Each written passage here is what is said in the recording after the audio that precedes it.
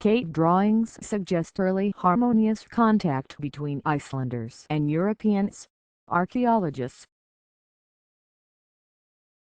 Archaeologists exploring the remote Caribbean island near Puerto Rico have returned with photos capturing never-before-seen cave drawings, one said to reveal a previously untold relationship between the indigenous people and European explorers. In a series of photos, published this week in the journal Antiquity, limestone walls of caves on the Isla Mona, also known as Mona Island, are seen covered with inscriptions ranging from indigenous stick figures to Christian symbols. There is no other cave like this in the Caribbean that has been discovered until now, Dr. Alice Sampson of the University of Leicester, who co-authored the report with a team of researchers, told the Huffington Post of their exploration. These are definitely the earliest inscriptions and evidence of indigenous people. More than a dozen crosses, in different styles, were found inside of one cave.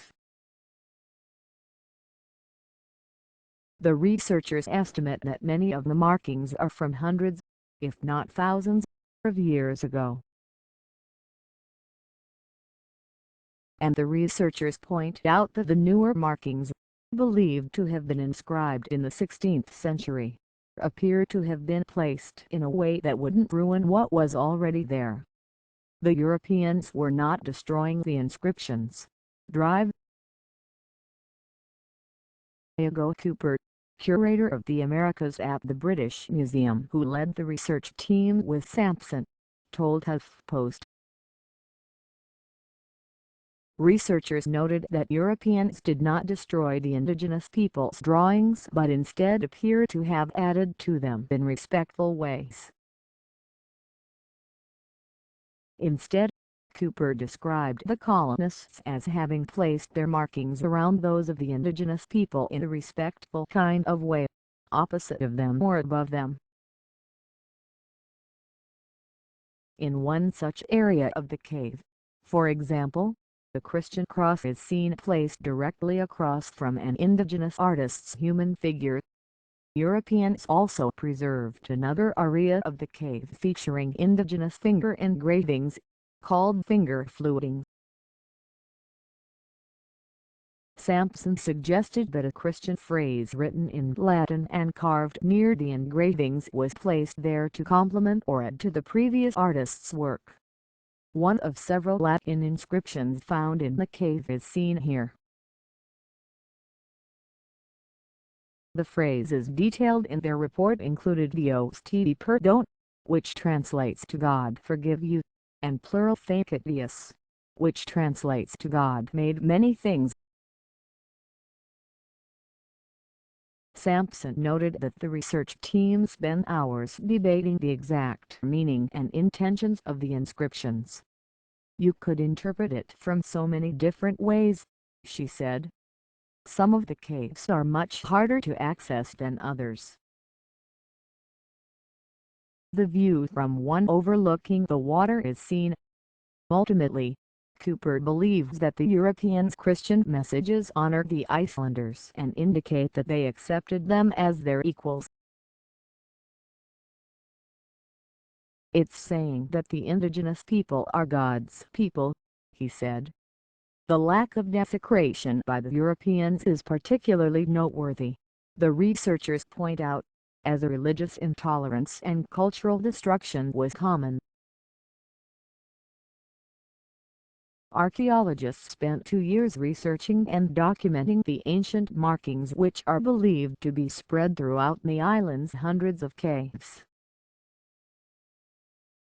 The researchers said the European explorers were likely from Spain, having arrived on the island during the Spanish Inquisition, which was set up to tightly control religion and forced many to convert to Catholicism.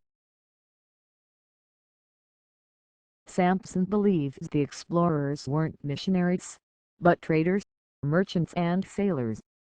They're just regular people, she said.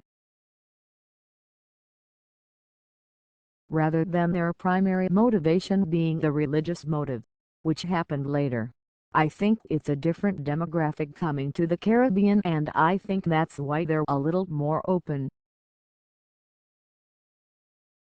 One name found on the walls is of Francisco Alegre, who emigrated to Puerto Rico from Spain in the 1530s. When they arrived at the island, the researchers believe that the Europeans were welcomed by the native people who helped them find food and led them to the cave, which is believed to have been a religious place in part because of its source of fresh water.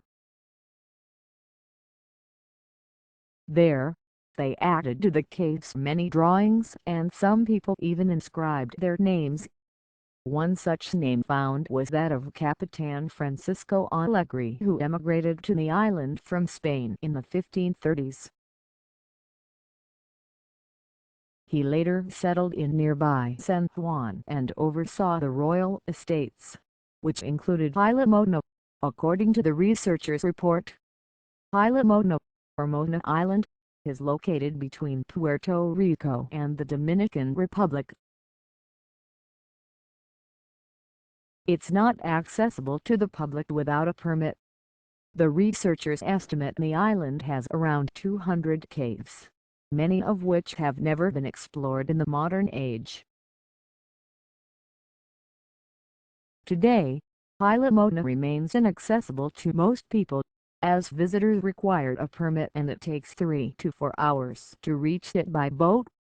For the drawing's preservation, that's a good thing.